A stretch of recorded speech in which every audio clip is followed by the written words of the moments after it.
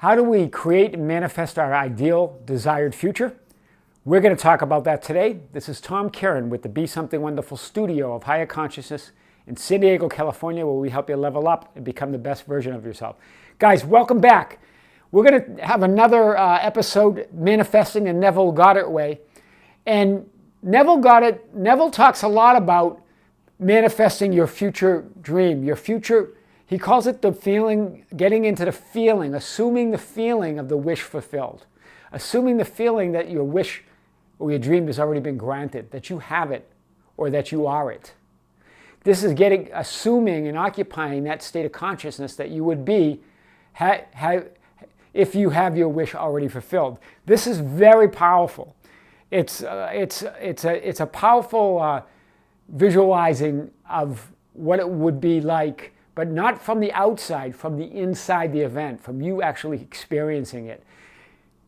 He talks about making the future present, making the future now. This is really, really powerful visualizing, right? This is really making the there, here. So visualizing whatever's in the future, whatever that event is, wherever it is, whenever it is, it's now and it's here. This is powerful.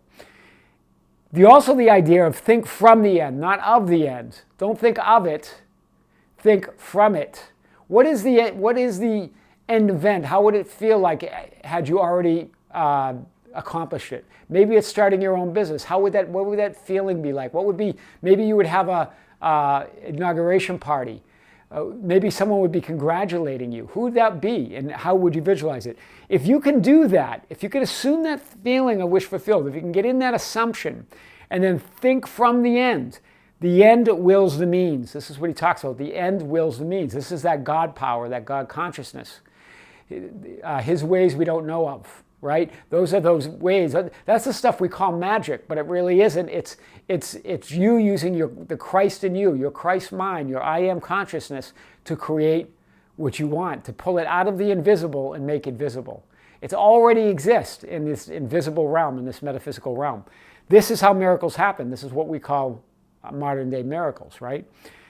He also goes on and says, construct a specific future event that implies the fulfillment of your desire. This is great. This goes way beyond vision boards and visualizing from the outside perspective. This is putting yourself in it. This is why sometimes when you visualize, it doesn't work. Why doesn't it work? Because it's like you're watching a movie. Instead of watching the movie, put yourself in the movie. You have the leading role. You're the actor, director, producer, everything, writer. It's your movie. Okay? So as if it's your movie, you're the star. Construct a specific event. Who would be congratulating you? Maybe someone would be congratulating you. What would it feel like if it was abundance and money and even a lottery win? What would you do? Who would be the first person you call? Go through that conversation. Act it out. Hear their voice. Hear them talking to you. This is powerful, guys. This is how the future is created now. Because once you get into this, it is created, right? What you're doing now is bringing it forward, bringing it to you. Because it's already done. If you can desire it, if you can imagine it, if you can want it, it's done, right? The only thing that can block you is staying in the wanting stage, right? If your desire, if the wish is already fulfilled, there's no more wanting. You're just feeling the fulfillment of it.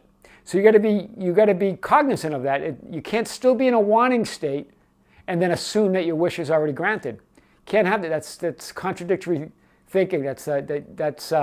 You can't be in those two states at once, right?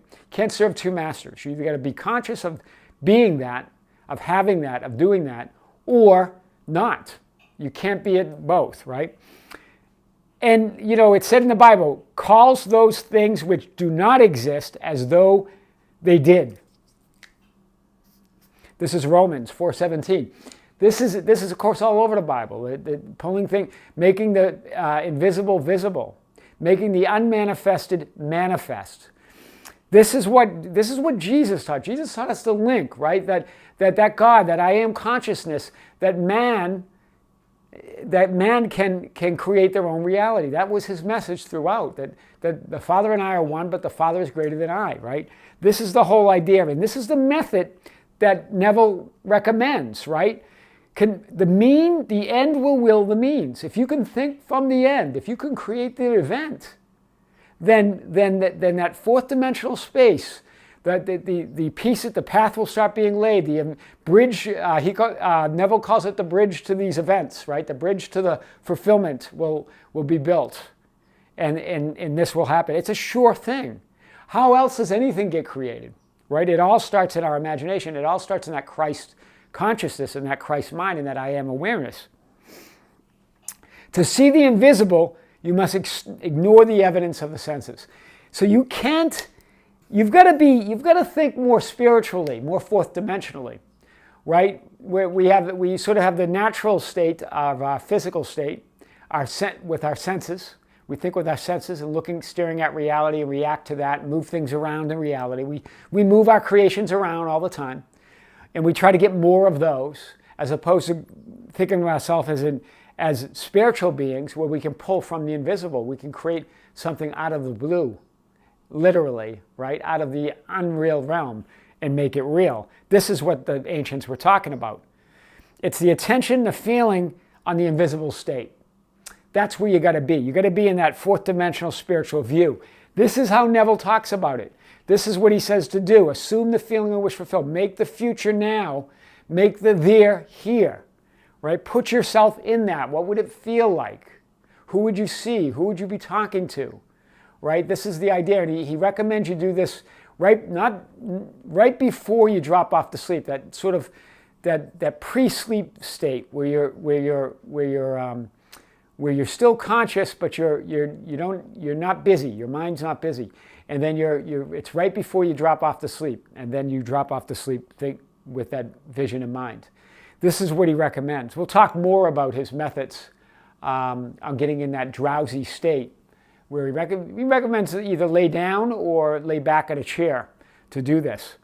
It's his form of meditating to get into that semi-sleep state, really, what it is, right? Where you still have some control, but where your subconscious is more active than your conscious. So this is the idea, guys. This is powerful visualizing technique here. And it goes beyond vision boards or anything you've probably ever have done before. But this is the key, one of the keys. Construct a specific event from the end. Who would be congratulating you? What would they be saying? If it was a new love, where would you be going? If it was maybe you're going to be getting married, where's the wedding? Picture the ring, whatever the event is, whatever the feeling, whatever you want to invent. If you can imagine it, you can create it. It's true. You create what's true for you, right? The only truth is that true love that we're made of, that I am consciousness.